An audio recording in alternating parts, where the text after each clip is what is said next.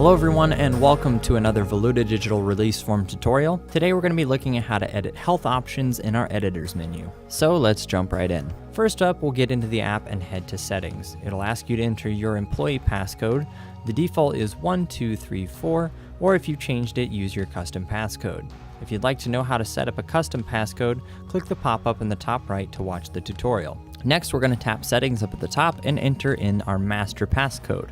Once we're in the settings menu, we're going to scroll down until we find the editors menu. This is where we can edit all of the different client and artist options when they're filling out the release forms. For this video though, we're going to select health questions. As you can see here, we have a lot of different preloaded options already in the app, but let's go ahead and add a new item. Here we can name it, select which category it goes in, and select how the client answers the question. Back in the health questions menu, we can also tap on an item and then tap edit selection. We'll be taken back to the same menu and we can tweak anything that we need to.